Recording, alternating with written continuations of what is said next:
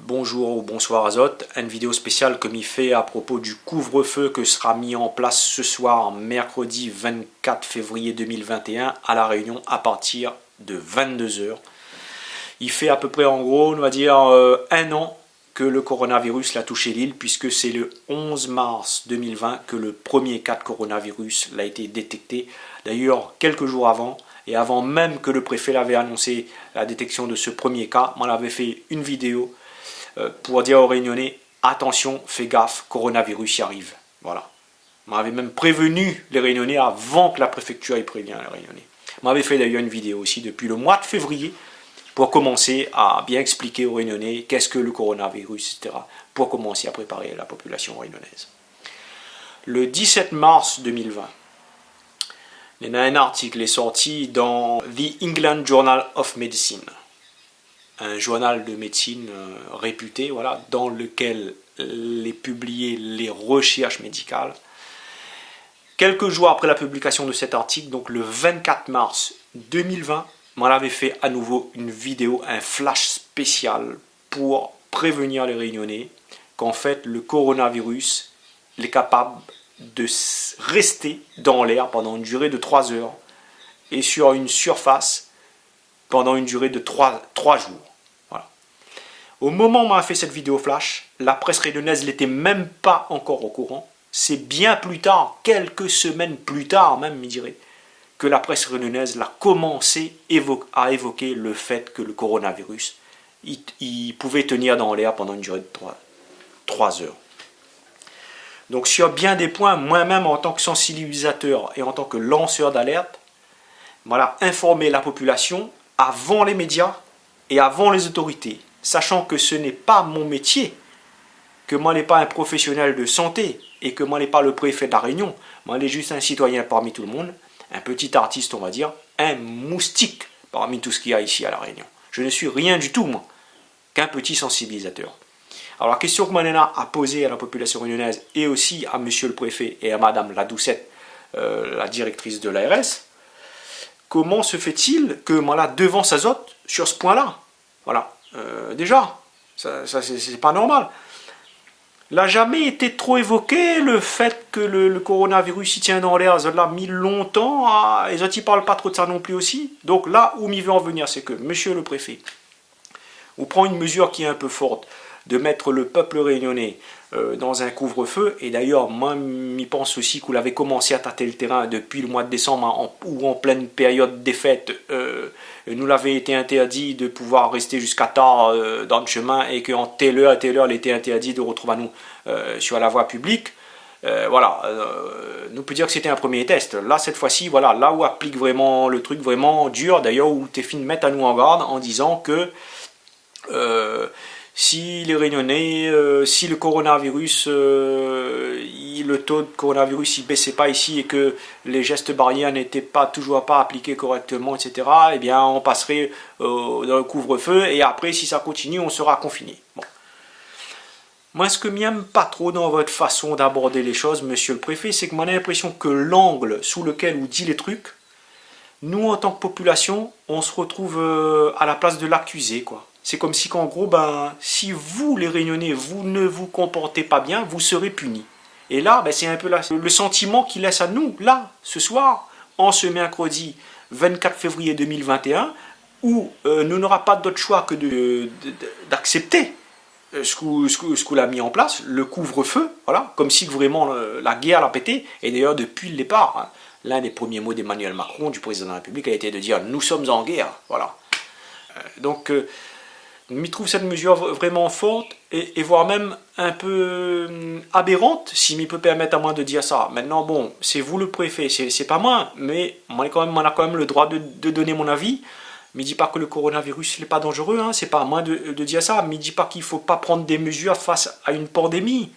Mais va expliquer pourquoi je trouve quand même un peu aberrant cette mesure-là. Pourquoi? M'y parlait à Zona quelques instants d'une étude qui a été faite depuis le mois de mars, le 17 mars 2020 exactement. Et depuis le 24 mars, c'est-à-dire quelques jours plus tard, maman était fini annoncé dans un flash spécial sur ma page, comme quoi le coronavirus, il pouvait capable de tenir dans l'air pendant 3 heures de temps. Donc, Quel est l'intérêt de mettre un couvre-feu de 22h à 5h du matin? Monsieur le préfet, le Covid-19 a-t-il des heures de préférence pour se propager? Donc pendant la journée, il ne se propage pas, c'est que la nuit qui se propage. Qui plus est, la nuit, quand la plupart des gens vont se coucher. Il n'y a que peut-être les jeunes qui aiment bien, qui sont peut-être des noctambules, qui aiment bien s'amuser la nuit, qui vont se retrouver entre eux pour discuter de leurs affaires, je ne sais pas. Mais la plupart des gens se couchent la nuit. Donc vous mettez un couvre-feu la nuit. En journée, par contre, tout va très bien dans le meilleur des mondes. Les enfants peuvent aller à l'école et tout. Ils portent un masque et ça y est, ils sont protégés du coronavirus. Monsieur le préfet, chère population réunionnaise, au vu de tout ce que nous vient d'expliquer il y a quelques instants, à savoir que le virus du Covid-19 est capable de tenir dans l'air pendant une durée de 3 heures, bah, les scientifiques appellent ça un virus aérosol en fait. Voilà. Vous avez bien compris comment on explique à là? C'est-à-dire que ça, il veut dire quoi? Il veut dire que même si vous portez un masque, il ne protège pas totalement du coronavirus. Alors, ça, le masque va empêcher une personne de postillonner sur un autre, etc. Donc, si une personne est malade, bon, le fait que, par exemple, elle y tousse, ou bien quand elle y parle, va éviter que ces postillons s'en vont sur une autre personne. Donc, c'est vrai, le masque sert à limiter la propagation du coronavirus. Par contre, une personne qui est porteuse du coronavirus, le fait qu'elle sera dans une salle confinée, dans un espace confiné, et qu'elle va simplement respirer dans cette salle, c'est-à-dire inspirer, puis ensuite expirer. Au moment où elle va faire ça, qu'est-ce qui va se passer? Elle va expulser son air contaminé par le Covid-19 dans la pièce. À partir de ce moment-là, puisque le Covid-19 est un virus aérosol, les particules de Covid-19 pourront rester dans l'air pendant une durée de 3 heures avant de disparaître. Ce qui veut dire que toute personne qui va se retrouver dans cette salle jusqu'à une durée allant jusqu'à 3 heures pourrait se retrouver infectée ensuite par le coronavirus. Voyez? Donc, mettre la population en couvre-feu la nuit, mais par contre, en jour, tout va très bien, les institutions fonctionnent correctement, les gens peuvent aller dans les bureaux et les marmailles peuvent aller à l'école. Nous prenons un exemple, les enfants, ils savent à l'école, ils portent le masque, nous calculent que les enfants les protégés. Ben, elle est simple. Il suffit qu'il y en a un marmaille ou un instituteur dans le Covid, dans toute une salle de classe, il y a combien? Une trentaine de marmailles, dans le même bâtiment, la même pièce toute la journée. Tous les enfants, ils sont dans la même pièce. Tout le monde respire, inspire et expire dans la même pièce. Il suffit qu'il y en a un marmaille dans le lot, dans le Covid-19, quand lui respire, au moment où il fait ça, qu'est-ce qui se passe? Lui fane ces particules de Covid-19 partout dans la salle. Et tous les marmailles autour qui respirent ça, il aspire le Covid en dedans. Peut être sûr, on aura 2-3 dedans, après il court le risque de choper le Covid-19. Alors, là, si me dit ça, on va dire, ouais, mais Maloyab, comme vous dites, il n'est pas bon, ou il est alarmiste, ou va faire peur à la population, etc. Je ne connais pas si moi il est alarmiste, mais moi il est réaliste, et me dit la vérité. Le virus du Covid-19 est un virus dit aérosol, il est capable de stagner, de rester dans l'air pendant une durée de 3 heures. Ce qui veut dire que des individus qui se retrouvent dans une même pièce peuvent respirer l'air contaminé qui est expulsé par quelqu'un d'autre et se voir ensuite contaminé par le coronavirus. Il parlait de l'école il y a quelques instants, mais il prend un autre exemple tout simple. Hier, mais ça va, dans un bureau de la commune dans laquelle j'habite, mon maman est tamponnée. On avait besoin de voir un bureau au service de l'urbanisme. Donc, mais ça va, on est reçu tout d'abord par une dame, je dirais qu'elle est à l'accueil, par derrière une grande vitre en plexiglas. Voilà. Bon. Moi, je porte mon masque à ce moment-là. La dame, elle est protégée par sa vitre en plexiglas. Mais connais plus si elle y portait le masque aussi. Enfin, bref, elle avait quand même sa vitre pour protéger elle. Moi aussi, moi, j'avais le masque. Mais moi, on a les renseignements. La famille dit à moi, ben, au vu de la question qu'on m'a posée, il faut m'y voir ce que les autres appellent un instructeur. Je me dis, bon, d'accord, très bien. Il y avait plusieurs personnes qui attendent les autres tours, mais attendent mon tour. Et au moment où cet instructeur-là, il reçoit à moi pour que m'explique mon cas, il rend moi compte que cette personne-là, en fait, elle est dans un bureau très petit, à peine 2 ou 3 mètres carrés, pas plus, et que, effectivement, le bureau, il y en a 3 portes. Déjà, le bureau est petit, il y en a 3 portes, mais les 3 portes, les fermées. Bon, sans doute, on va dire pour des raisons de confidentialité, parce que c'est pour parler là les affaires de terrain, de la case, des trucs d'urbanisme, tout ça là. Bon, les autres usagers n'ont pas à entendre les affaires d'un tel ou d'un tel. Il comprend que les portes doivent être fermées. Mais en fait, cet employé municipal-là, lui retrouver à lui dans une salle vraiment très petite, avec quasiment aucune aération, parce que comme là, regardez, on l'a vu, n'avait que quelques narcos que en l'air. Avant de recevoir moi, au moment où il rentre dans le bureau, et l'employé l'a même pas rendu compte, lui fait quoi comme geste, lui fait ça. Un geste d'exaspération, un soupir, lui pousse un soupir. Alors, peut-être aussi c'est la fatigue, parce que dans sa vie personnelle, peut-être que lui passe un moment difficile en ce moment, ça va pas, je sais pas. Mais en fait, on l'a causé un petit peu avec lui après, et lui-même lui dit à moi, il y a beaucoup de monde aujourd'hui, et il lui fait comprendre à moi, ça n'arrête pas, et que Léa, il ne circule pas. Mais il dit à lui, effectivement, au bureau, les petits, est tellement petit que Léa, il ne circule pas, non, là. Et il dit à lui, ça, c'est un lieu potentiel de propagation du Covid-19. Et après, lui pointe à lui vers les narcos, et puis lui essaye d'ouvrir comme ça, mais la salle n'avait pas vraiment d'aération. Voilà. Donc moi-même, simplement, ma partie la barrière, ça se trouve là, moi, fin chope le Covid-19, m'y connaît pas. Voilà. Les simples, parce que... Et là, nous est bien dans une institution. On voit bien qu'il y a pour autant des gestes barrières que l'appliquer partout, parce que moi, comme on arrive dans ce bureau de l'urbanisme là, au tampon, on avait bien une dame qui reçoit à l'accueil, il y a un grand plexiglas d'1 mètre par 2, etc. Super, mais après, un instant après, situation tout à fait aberrante, où 2 personnes vont se retrouver dans une salle pas plus grande que 2 ou 3 mètres carrés, avec quasiment aucune aération. Voilà, et là où peut, soit si c'est où les malades, transmettre le Covid à la personne qui est dans la salle, et les autres personnes qui vont passer après ou alors si c'est l'agent qui l'a reçu en main que a le Covid, lui peut transmettre en main, et toutes les personnes qui vont passer après, ou en sa présence, va choper aussi le Covid. Voilà, donc j'espère aussi que le fait que moi fait cette vidéo là, parce que je pense bien que ma vidéo sera vue par la municipalité de Tampon, hein, et c'est qu'un exemple que moi l'a vécu moi-même, alors moi désolé, moi obligé de citer, au moins m'y mentit pas, m'y dit la vérité, ouais, moi l'a vécu ça moi-même, m'y voit la situation comment il est, mais m'y doute à moi bien que ce qui se passe là, c'est pas que sur la commune Tampon qui se passe, c'est partout pareil.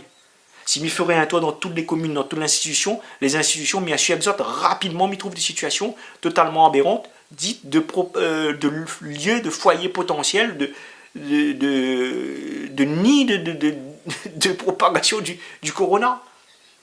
Voilà. Moi, on est en train de faire prendre notre conscience de quoi? C'est que la manière que nous fait, la manière que nous abordons le sujet, la manière que les autorités gèrent le truc, les aberrants. Monsieur le préfet, quand le coronavirus au départ, en un an de ça, quand il a commencé à toucher la France, il n'était pas arrivé à La Réunion. Qui ça la laisse bateau de croisière rentrer à La Réunion? Qui ça la laisse l'avion poser La Réunion? Si l'avion n'avait pas emmené passager à La Réunion, si bateau croisière n'avait pas laissé débarquer La Réunion, nous n'aurions jamais été affectés par le coronavirus. Il y a bien un responsable qui a autorisé ça. Il y a bien un responsable qui a laissé ça. Eh bien, je vous demande, monsieur le préfet, de retrouver cette personne. Voilà. Parce que cette personne, indirectement, elle est quand même un peu responsable de ce qui s'est passé. Donc moi, aujourd'hui, quand on entend où monsieur le préfet dire que voilà, il faudra dans un premier temps mettre en couvre-feu, s'il continue, il faudra confiner, etc. Nous avons l'impression que par la méthode là où de manière elle est faite, la population se retrouve elle accusée et punie, alors qu'en fait, nous peut dire en quelque sorte, s'il y aurait peut-être l'origine de tout ça, c'est quand même cette faute qui a été faite au départ de laisser les bateaux accoster ici et les avions atterrir. Voilà, et aujourd'hui, c'est toute la population qui paye les pots cassés, peut-être pour quelqu'un ou pour d'autres personnes qui, elles, sont peut-être les vrais auteurs de toute la merde dans laquelle nous les en ce moment. Soyons clairs, moi, je ne veux pas accuser personne, mais cite pas de nom, mais vous, monsieur le préfet, vous êtes le premier magistrat représentant de la France à La Réunion, je pense bien et j'espère bien que vous serez en mesure de mener une investigation pour savoir qui a laissé entrer les bateaux de croisière ici à La Réunion et les avions atterrir. Puisque nous, en tant que peuple, nous l'a opposé, nous. Il a des réunionnais la partie manifestée dans le chemin pour défendre le paquebot accosté sur l'île. Que ça va se passer. À ce moment-là, on envoie les forces de l'ordre contre eux. Voilà. Parce qu'il ne fallait pas empêcher l'économie. Mais aujourd'hui, si tu vois bien, le caca dans lequel nous les pris, l'économie est encore plus plombée avec ça qui va se passer. Dès le départ, il fallait bloquer les aéroports et bloquer l'arrivée des croisiéristes. Voilà. Et ça, c'était valable pour La Réunion et pour la France aussi. Partout, il fallait faire pareil. Voilà. Pour préserver cette économie-là, ça la laisse rentrer. Et après, ben, aujourd'hui, ben, nous est pris dans la situation que nous connaissons là. Moi, je suis désolé de dire, mais c'est la franchise. Ensuite, je voudrais aussi faire une réaction par rapport à Madame la Doucette à l'ARS. Madame la Doucette, on aurait une question aussi à faire. Au départ, quand on a commencé à voir le coronavirus à propager et tout là, la Réunion peut-être n'était pas encore touchée, mais les passagers qui débarquaient ici, que ça a été fait comme mesure. Ils donnaient juste un petit flyers, un petit prospectus. Ah oui, si vous ressentez de la fièvre, si vous pensez avoir le symptôme, allez consulter votre médecin, tout ça là. Il n'y avait aucun contrôle qui était fait, il n'y avait pas de prise de température, rien. Les peu de monde ils débarquent, viens zot, welcome to Réunion Island, no problem, voilà. Bienvenue dans notre paradis tropical, et puis voilà, viens zot. Voilà. Plus tard, il a fallu qu'un élu, une députée réunionnaise, il monte au créneau pour dire stop, il faut placer ces personnes-là en confinement. Alors, dans un premier temps, si je me rappelle bien, il avait mis en confinement pendant 15 jours. Puis après, il avait dit bon, que de 15 jours, il fait une septaine, etc. Dans les derniers temps, après, il faisait même plus. Voilà. Donc, il veut dire, il y a des erreurs aussi, il a été fait à ce niveau-là. Madame la directrice de la RS, pareil, pourriez-vous, s'il vous plaît, nous aider à retrouver, ou nous dire qui a commis ces erreurs, s'il vous plaît? Voilà. Donc, pour moi, le problème face auquel tous les Réunionnais sont confrontés en ce moment vient apparemment, m'y lance pas d'accusation, viendrait peut-être, m'y pense, d'erreurs de couacs successifs fait par certaines personnes que n'avaient un certain pouvoir, que l'étaient en place pour pouvoir décider de certaines choses et qui n'ont peut-être pas pris les bonnes décisions ou qui ont peut-être été poussés à prendre ces décisions-là par Matignon ou l'Élysée. Voilà. Et voilà dans quelle situation nous l'est aujourd'hui. Et aujourd'hui, c'est toute la population réunionnaise qui doit payer les pots cassés de tout ça. Et c'est nous avons l'impression, nous les punit. Et après, ben, vous, monsieur le préfet, vous décidez, parce que vous êtes la première autorité ici sur l'île, c'est vous qui nous dites ce qu'on doit faire autrement, on sera puni, on sera sanctionné. Et ben, à partir de telle heure, on ne doit plus sortir, on ne doit plus faire ci, on ne doit plus faire ça. Ça fait 1 an, on ne peut plus faire la bise à notre famille, on ne peut plus se serrer la main.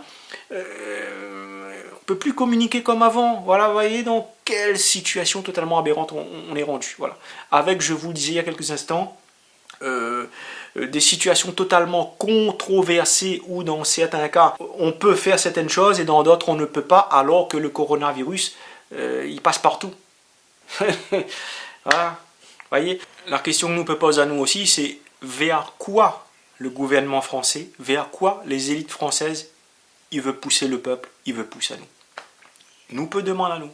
Parce que nous voyons bien que la manière, les faits d'une telle manière que Zoti soumet à nous petit à petit, petit lampe, à une condition pour arriver finalement à ce que Zoti veut, Zot. Voilà. Il y en a une experte, elle a parlé sur une chaîne n'a pas très longtemps, et elle a détecté cette technique-là, qui est en fait une technique comportementale, de théorie comportementale, qu'on appelle le nudging. Voilà, on va montrer l'extrait vidéo, vous allez voir qu'en fait, pendant la crise de Covid-19, Emmanuel Macron l'a utilisé cette technique-là pour faire mettre en place différentes mesures. Aujourd'hui, depuis 2 décennies à peu près, par exemple sous Obama, aujourd'hui avec le gouvernement présidé par Emmanuel Macron, alors c'est vraiment massif, c'est l'économie comportementale. L'idée que nous avons devant nous des populations dont les comportements sont par principe irrationnels, parce que les individus, et a fortiori les collectifs, sont finalement remplis de biais cognitifs, font toujours les mauvais choix. Ça, c'est théorisé par l'économie comportementale, qui rompt avec l'économie néoclassique, qui, elle, se donnait, comme vous le savez, un sujet rationnel. Un homo economicus, calculant au mieux ses coûts et ses bénéfices, ce qui nous permet d'aller vers une harmonie, celle créée par le marché, les interactions privées. Ça, c'était l'économie classique et néoclassique. Hein. Et l'économie comportementale, elle va partir du postulat qu'en réalité, cet homme économique, c'est une fiction théorique. En réalité, les vrais hommes, ils sont, et les vraies femmes, ils sont façonnés par leur histoire évolutive, évolutionniste donc, et c'est pour ça qu'ils ont des biais cognitifs. Et donc les gouvernants, avec l'aide de toute une ingénierie sociale, avec l'aide des sciences sociales, avec l'aide des psychologues, avec l'aide pourquoi pas des sociologues, doivent façonner les comportements en les poussant dans la bonne direction. C'est quelque chose qu'on a découvert en Mais par exemple, un exemple concret. Voilà, en travaillant sur ce tract, puisque je le dis au début, je n'étais pas seule pour l'écrire, on a découvert dans nos petites enquêtes que Emmanuel Macron a confié à des conseils de nudging, donc ces techniques d'ingénierie sociale venues de l'économie comportementale, tout ce qui concernait les mesures sanitaires. Par exemple, l'auto-attestation est quelque chose qui a été conçu par ces cabinets de nudging, en l'occurrence c'est BVA. C'est-à-dire qu'on essaie d'orienter les comportements des gens. Voilà, en façonnant, en créant un environnement qui les pousse à, et qu'ils le fassent de manière infraconsciente, pour qu'ils n'aient pas à réfléchir au fond. Et cette technique, il consiste donc à amener le peuple dans tel ou tel sens au bout d'un certain temps.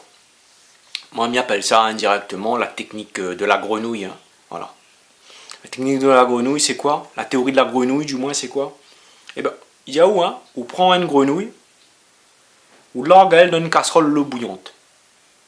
Tout de suite, la grenouille va sauter parce que l'eau est trop chaude, sera insupportable.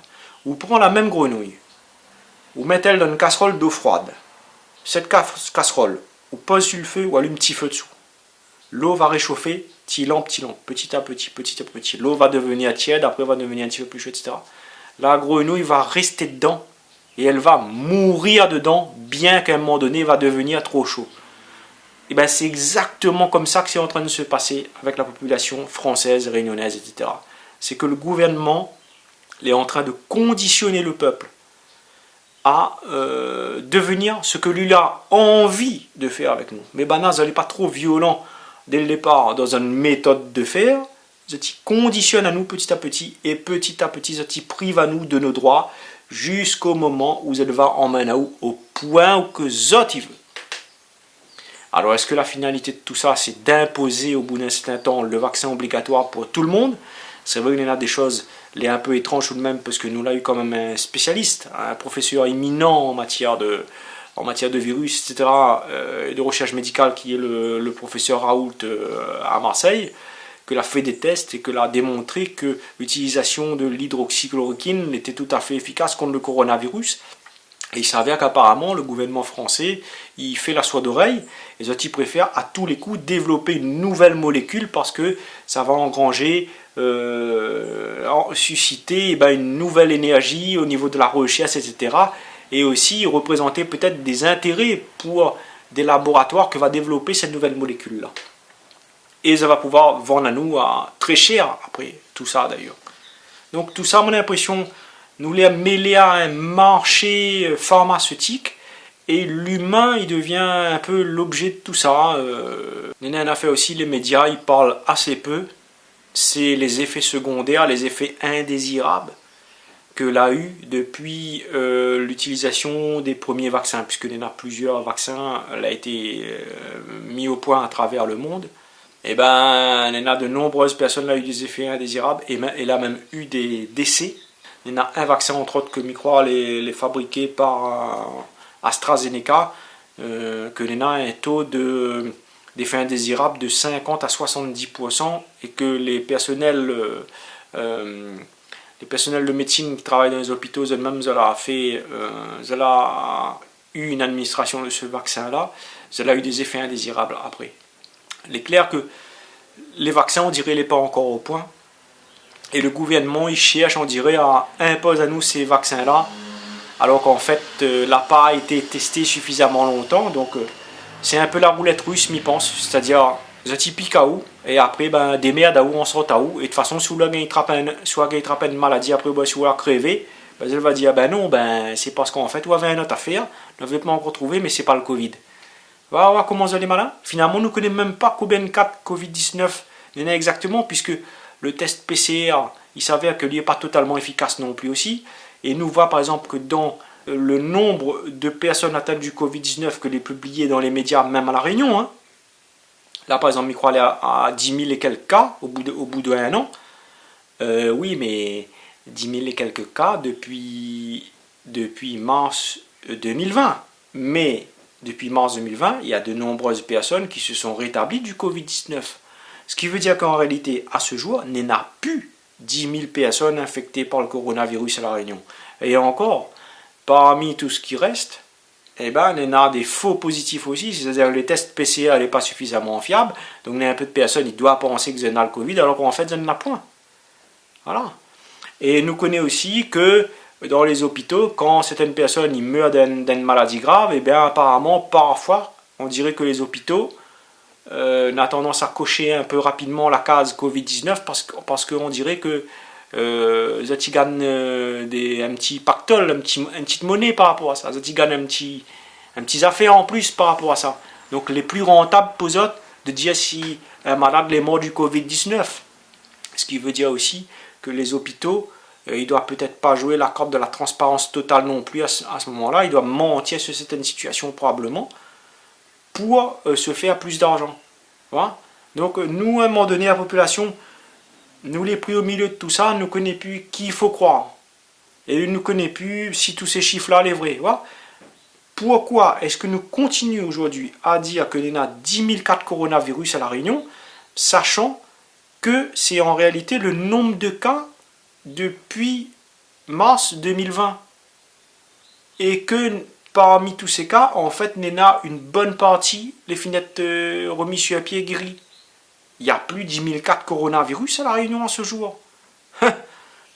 Donc, tu vois, par la manière que les faits, j'ai l'impression qu'en fait, le gouvernement, il pousse à nous à vivre dans la peur. Vivre dans la peur pour faire passer à nous le message, ben, vous voyez, le coronavirus, c'est dangereux.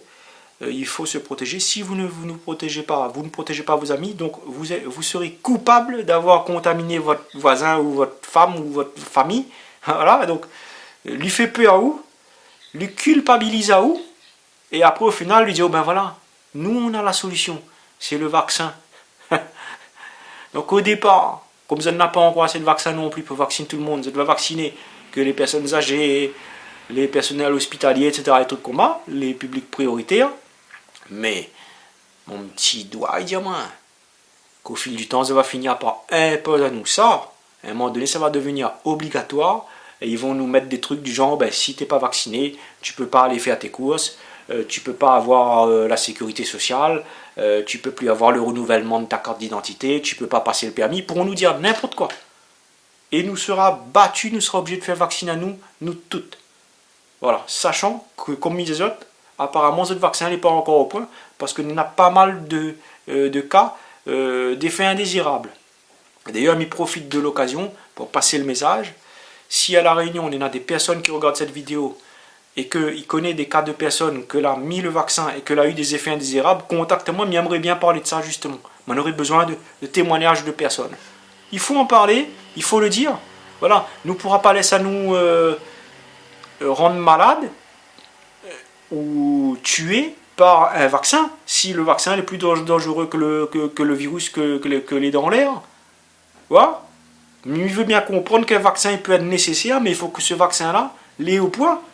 Mais il ne dit pas que moi les contre le vaccin, attention, mais il ne veut pas non plus que les gens ils mettent leur vie en danger en mettant dans notre corps une affaire que n'est pas au point et qui risque de bousiller notre santé après. Voilà. Moi j'ai l'impression qu'en fait, toute la population française et réunionnaise, tout ça là, l'est un peu pris pour des cobayes par le gouvernement, quoi. Voilà. Il y a 15 laboratoires, 15-20 laboratoires qui fait chacun des autres vaccins parce que c'est un peu la course au fric pour savoir qui va être le premier à sortir le vaccin. Et puis on s'en fout après parce qu'avant pour sortir un vaccin il fallait entre 5 ans et 10 ans. Comme là en 6 mois, 1 an, s'ils sortent un vaccin et puis envoyer piquer, rôde pas. Voilà. Moi comme il y a 17 000 personnes les finales vaccinées à La Réunion, mais espèce de affaire là au point. Hein. Parce que si jamais il n'est pas au point, les autres trucs, ben, il est un peu risquable. Au moment où on fait ce vidéo-là, risquable un peu finir, commencer à avoir des effets indésirables. Et m'espère pas, 2, 3, les filles ferment les yeux aussi dedans par rapport au vaccin. Voilà. Alors, excuse à moi de dire, ça va dire, bon, mais mon message est alarmant et que moi, on est en train de terroriser la population. C'est pas le cas, mais je pense que mon message les réaliste. Voilà. Le Covid-19, c'est un virus aérosol, il tient dans l'air. Donc voilà. Pourquoi interdire le peuple de faire certaines choses et puis on va y marmailler l'école? Ou rentre dans les institutions, ça va partout. Ben, il y a des choses les aberrants, je trouve. Voilà. Donc voilà, ça que m'avait pas dit à propos du Covid-19 et de le couvre-feu. Bon courage à tous les Réunionnais. Nous les punit, voilà, il impose à nous ça, voilà. Les pas nous, là, on emmène le corona ici, il un peu la laisse rentrer, bon, mais c'est pas nous. Elle dit, viens l'avion, c'est pas nous, elle dit, le bateau de croisière vient, il un peu la laisse rentrer. À un moment donné, il me dirait pas que il doit y avoir probablement des coupables, mais il veut pas dire ce mot-là, mais il y a des personnes qui sont peut-être un peu responsables de ce qui est en train de se passer là. Voilà. Et c'est nous, la population, les punis, voilà. C'est d'autres personnes qui font la faute, et c'est nous les punis, voilà. Donc, plus le droit de faire la bise, plus le droit de serrer la main. Même quand il y a eu le confinement aussi, c'était dur, parce que on avait l'impression d'être un bandit couillon. Si vous l'avez sorti sans papier signé, vous avez l'impression d'être un bandit en cavale. Il n'est pas possible, des choses comme ça, c'est une atteinte à la liberté. Voilà, les mêmes contraires à la Constitution française, des trucs comme ça. Donc comment est-ce que nous l'a pu laisser faire des choses pareilles? Comment est-ce que nous l'a pu arriver dans cette situation? Je m'y comprends pas. À un moment donné, il me dit merde, c'est pas possible. Voilà ce que m'y souhaitait dire. Donc moi, je ne veux pas accuser personne, une fois de plus. Moi, pas là pour accuser qui que ce soit, mais il me veut dire bon, nous en tant que population réunionnaise, malheureusement, nous avons l'impression d'être punis. C'est le sentiment qui donne à nous ce soir. Donc, je voudrais dire bon courage à tous les Réunionnais. Moi, aller avec Zot, mes soutiens de tout cœur. Moi, les Réunionnais comme Zot. Nous va supporter, mais les couillons font contre les affaires. Voilà où ça nous est arrivé dès les pas. S'il avait pris les bonnes mesures, nous n'aurions pas été dans ce caca-là.